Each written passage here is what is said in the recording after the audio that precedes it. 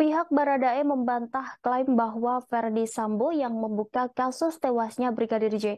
Pengacara Baradae Roni Talapesi mengatakan bahwa keterangan kliennya sebelum 6 Agustus 2022 masih dalam pengaruh skenario Ferdy Sambo.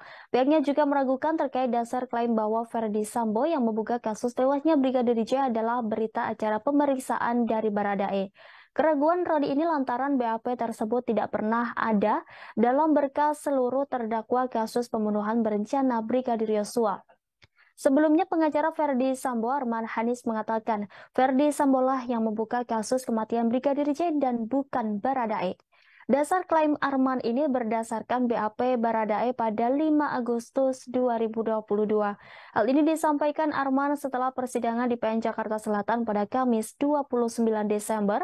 Menurutnya ada bukti acara pemeriksaan 5 Agustus.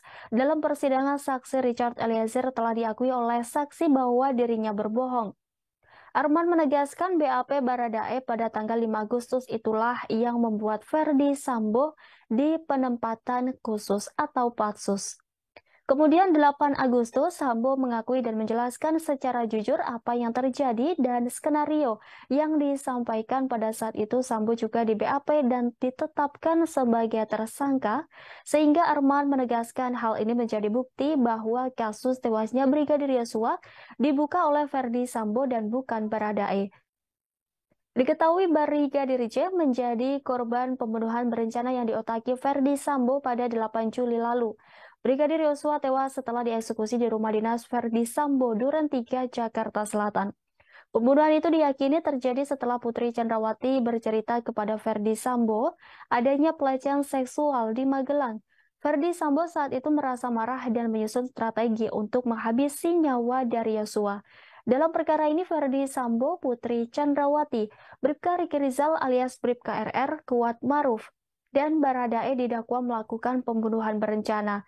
Kelima terdakwa didakwa melanggar pasal 340 subsider pasal 338 KUHP, junto pasal 55 ayat 1 ke 1 KUHP, dengan ancaman maksimal hukuman mati.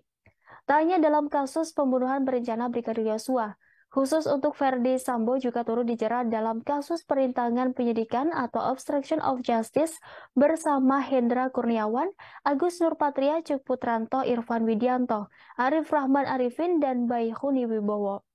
Perkara para terdakwa disebut merusak atau menghilangkan barang bukti termasuk rekaman CCTV Kompleks Polri Duren 3.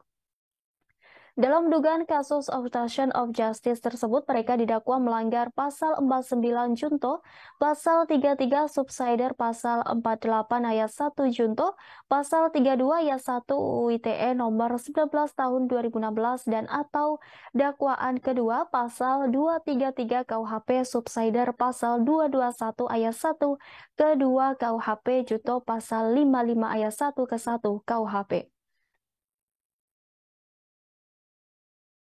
Detailnya akan disampaikan oleh Mas Ferdy, tapi ada satu poin yang paling penting menurut saya, bahwa ada bukti BAP, ya, BAP tanggal 5 Agustus yang dalam persidangan ke waktu saksi Richard itu telah diakui oleh Richard bahwa dia berbohong. Itu tanggal 5 yang tidak ada dalam berkas dan kami sudah ajukan sebagai bukti.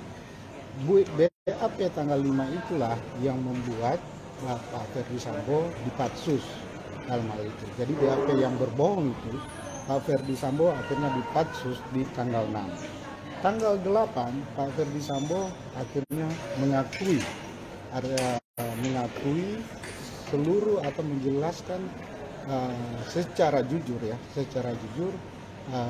apa yang terjadi dan skenario yang disampaikan. Dia juga menjelaskan pada saat pemeriksaan itu, dan di tanggal 8 itu pula Pak Ferdy Sambo di BAP selaku saksi dan ditetapkan sebagai tersangka.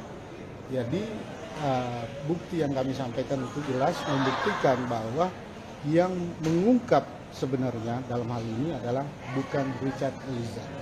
Ya, itu buktinya kami sampaikan.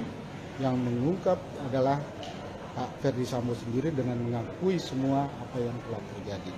Nah, detailnya nanti Mas Febri yang akan menjelaskan. Terima kasih sudah nonton. Jangan lupa like, subscribe, dan share ya.